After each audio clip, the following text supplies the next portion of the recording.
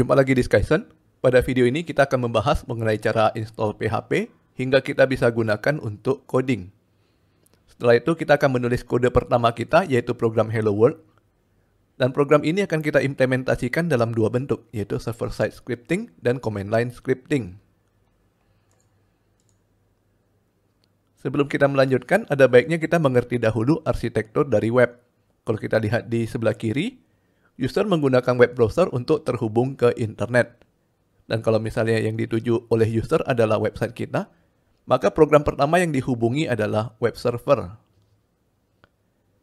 Web server bertugas untuk menerima request dari browser dan mengembalikan file-file yang berkaitan dengan request tersebut, seperti file HTML, CSS, JavaScript, gambar, dan lain-lain. Ada banyak program web server yang sudah berjalan pada saat ini, seperti Apache, IIS, Nginx, atau tulisannya Nginx, Tomcat, dan lain-lain. Selanjutnya, agar kita bisa melakukan pemrograman web, maka kita perlu yang namanya server-side scripting. Ada banyak bahasa pemrograman yang bisa digunakan di sini, dimulai dari pemain lama seperti PHP, ASP, JSP, atau Java, Ruby, dan Perl. Dan berhubung pemrograman web semakin populer, maka banyak bahasa pemrograman lain yang turut masuk ke dalam pemrograman web, seperti Python, Go, dan termasuk JavaScript yang tadinya hanya berjalan di browser, sekarang sudah bisa menjadi server-side scripting dengan menggunakan Node.js. Dan kemudian untuk menyimpan data, kita perlu database server. Database juga sudah memiliki banyak pilihan ya, dari MySQL, PostgreSQL, SQL Server, Oracle, MongoDB, Firebase, dan lain-lain. Kalau kita lihat lagi gambaran besar dari arsitektur ini, di bagian kiri ini kita sebut dengan nama front-end. Front-end ini terdiri dari banyak user yang mengakses internet menggunakan berbagai macam device seperti smartphone, tablet, PC, notebook, smart TV, dan lain-lain. Sistem operasi yang digunakan juga bermacam-macam. Bisa saja Windows, Linux, macOS, Android, iOS, dan lain-lain. User juga bebas memilih browser yang paling disukai oleh mereka. Sedangkan yang berada di sebelah kanan disebut dengan nama backend. Pada backend, kita harus menginstal beberapa program yang saling terhubung dan bekerja sama untuk menghasilkan website yang dilihat oleh user. Pada website dengan skala kecil, minimal kita harus memiliki 3 program ini, yaitu web server, server-side scripting, dan database, yang bisa diinstal pada server yang sama. Namun pada saat situs kita semakin besar, kita akan perlu ekspansi dengan cara menambah server baru. Dan ada kemungkinan kita juga memerlukan program tambahan seperti load balancer, cache, docker, dan lain-lain. Nah, dari gambar di sini kita bisa melihat bahwa untuk menginstal PHP ada 4 program yang harus kita install ya. Kita mulai dari backend. Yang pertama adalah web server, kita menggunakan Apache. Yang kedua adalah server-side scripting, tentunya PHP ya. Dan yang ketiga adalah database. Yang biasa berpasangan dengan PHP adalah MySQL versi gratis, yaitu MariaDB. Dan untuk mengakses web server, kita perlu web browser. Di sini kita menggunakan Chrome. Di luar dari gambar ini, kita masih memerlukan text editor untuk menulis kode PHP. Yang biasa digunakan adalah Visual Studio Code. Jadi secara total ada 5 program yang perlu kita install ya. Berita baiknya adalah kelima program ini gratis, sehingga kita sama sekali tidak perlu mengeluarkan biaya untuk belajar PHP. Kita tinggal kunjungi URL dari masing-masing program untuk mengunduh installer. Namun khusus untuk PHP, cara instalasinya sangat susah, karena kita mesti mengubah konfigurasi dari Apache agar bisa terintegrasi dengan bahasa pemrograman PHP. Bagi pemula, lebih baik kita melakukan instalasi dengan menggunakan satu paket bundling, seperti SUM. Dengan bantuan SUM, sekali instalasi kita bisa langsung mendapatkan Apache, MariaDB, PHP, dan Perl. SUM ini juga bersifat cross-platform, jadi installernya bisa digunakan pada Windows, Linux, dan macOS. Di luar dari SUM, kita hanya perlu menginstal browser dan text editor.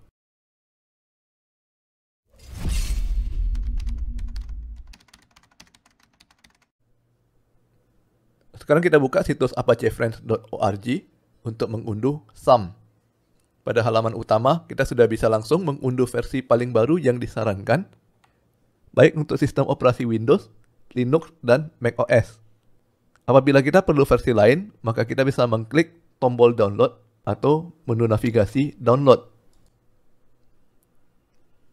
Yang perlu diperhatikan di sini adalah pada saat video ini dibuat, versi PHP paling baru adalah 8.2.0. Dan video tutorial ini dibuat menggunakan versi ini.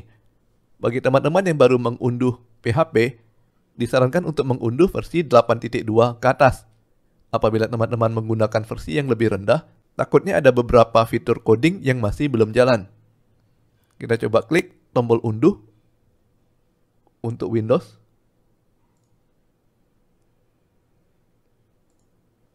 Video yang saya buat ini hanya untuk sistem operasi Windows saja ya. Bagi teman-teman yang menggunakan sistem operasi lain, cara instalasinya akan sedikit berbeda. Kita skip hingga instalasinya berhasil di-download. Sekarang kita jalankan program instalasinya.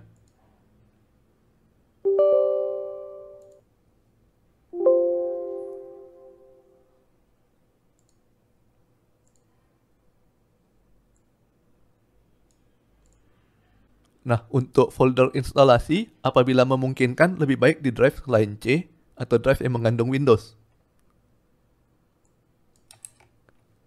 Karena kalau terjadi kerusakan pada Windows sehingga kita perlu melakukan install ulang, seringkali kita lupa backup file XAMPP-nya. Kalau proses instalasinya di drive C, seringkali XAMPP terhapus sehingga kita kehilangan semua source code kita.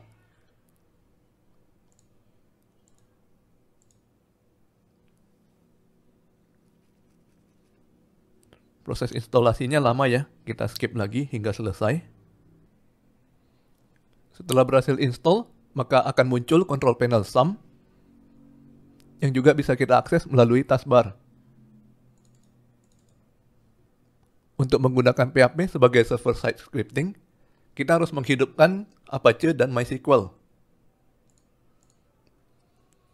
Perhatikan bahwa pada saat kita merestart komputer, maka Apache dan MySQL akan kembali ke posisi mati. Kita harus menghidupkan ulang keduanya dari control panel XAMPP. Kita akan mencoba untuk menulis program pertama kita, yaitu program Hello World. Perhatikan bahwa sebagai server-side scripting, maka program ini harus kita tulis di dalam web server. Oleh karena itu, kita harus membuka folder instalasi kita. Kebetulan di saya adalah dsum. Kita cari folder htdocs. Kemudian kita buat folder baru, PHP.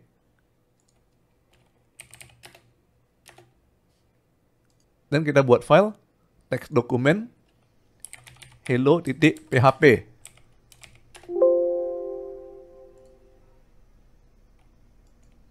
Kita buka menggunakan Visual Studio Code.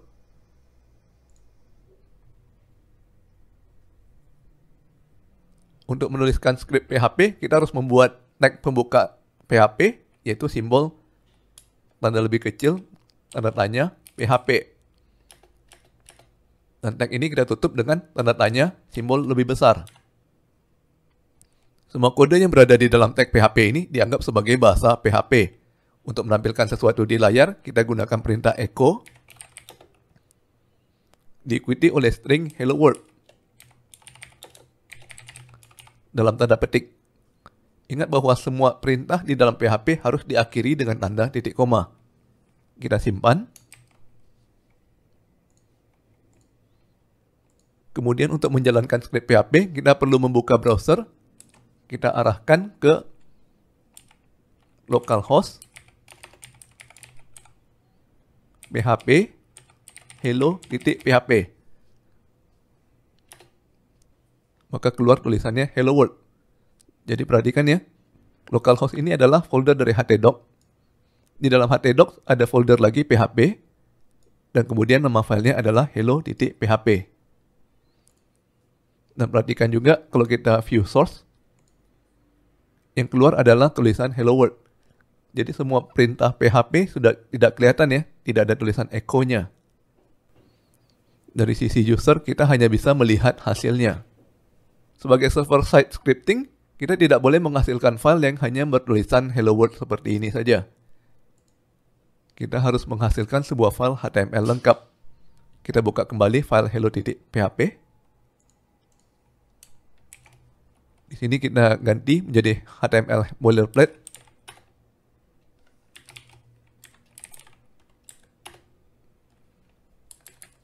Dan kode hello world kita tulis di dalam tag body.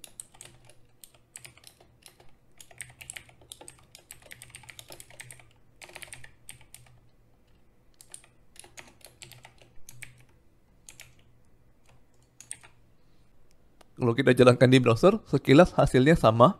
Namun kalau kita view source, di sini sudah berupa satu file HTML lengkap. Jadi di sini kita bisa mengerti mengapa PHP disebut sebagai hypertext preprocessor ya. Jadi sebelum web server mengembalikan file HTML, file tersebut diproses terlebih dahulu. Dalam hal ini, tulisan hello world ditulis menggunakan PHP.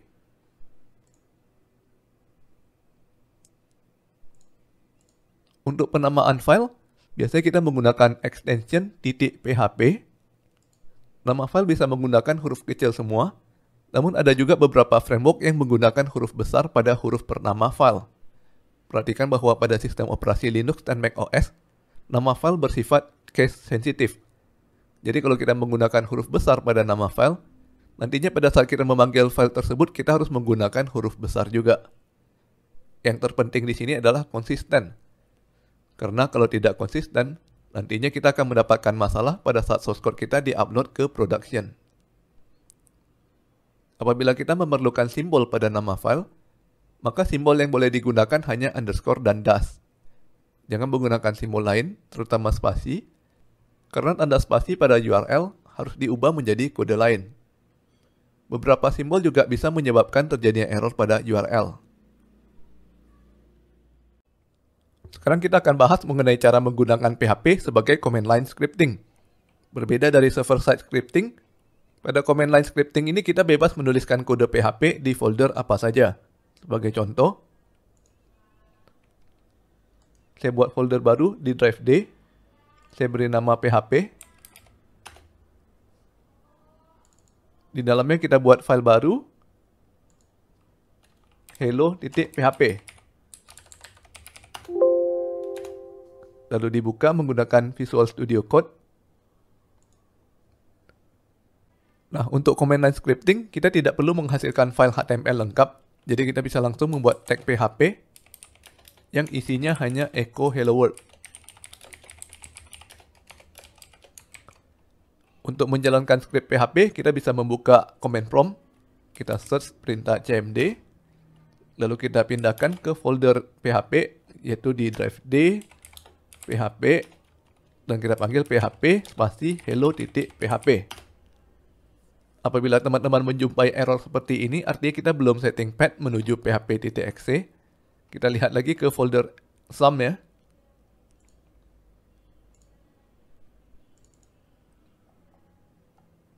Di sini ada folder PHP, di mana di dalamnya terdapat php.exe. Jadi kita harus men-setting path ke arah folder ini. Kita copy dahulu ya, nama foldernya. Nah, untuk setting path, kita bisa membuka menu environment variable. Caranya, kita klik kanan ke icon Windows, kita cari sistem. Lalu kita pilih lagi advanced. Kemudian di sini ada buttonnya ya, environment variables di bagian bawah. Kita pencet. Lalu di sini ada dua buah variables, yang di bagian atas ini hanya berlaku untuk user yang sedang login saja. Sedangkan yang di bawah berlaku untuk semua user. Kita edit yang di bagian bawah, kita cari yang namanya path. Kemudian kita tambahkan yang baru, menuju ke folder PHP tadi, folder D sum PHP. Kita simpan semuanya. Dan untuk command promptnya harus diulangi lagi ya.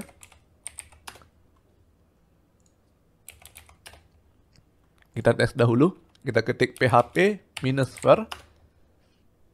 Kalau sudah keluar versi PHP yang sedang kita gunakan sekarang, artinya setting path-nya sudah benar ya. Kalau di tempat teman-teman masih error, berarti path-nya masih harus diperbaiki. Sekarang kita ubah foldernya menuju D, folder PHP. Dan kita ketik lagi ya, php spasi hello.php. Kalau sudah keluar tulisan hello world, artinya kita sudah berhasil setting dan menjalankan script PHP sebagai command line scripting. Ada cara lain untuk menjalankan command line scripting yang terintegrasi ke Visual Studio Code. Kita buka lagi source code kita. Kita pilih terminal, new terminal. Di sini kita bisa menjalankan command line langsung di dalam VS Code. Dan folder yang aktifnya sudah otomatis sama dengan folder dari source code kita. Jadi kita tinggal langsung jalankan perintah php spasi hello.php. Rupanya path-nya masih belum masuk ke Visual Studio Code ya. Kita harus buka ulang Visual Studio Code-nya.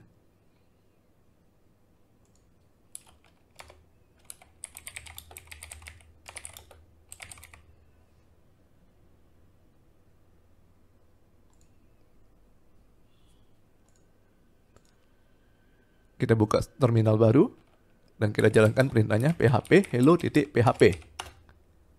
Nantinya teman-teman bisa customize lagi jenis terminal yang digunakan. Untuk pelajaran PHP dasar kita akan lebih banyak menggunakan terminal karena prosesnya lebih singkat dan mudah. Nantinya kalau pelajaran kita sudah lebih advance dan memerlukan integrasi ke HTML, barulah kita akan menggunakan cara server-side scripting. Oke, sampai di sini dulu video kita kali ini. Sampai bertemu lagi di video berikutnya.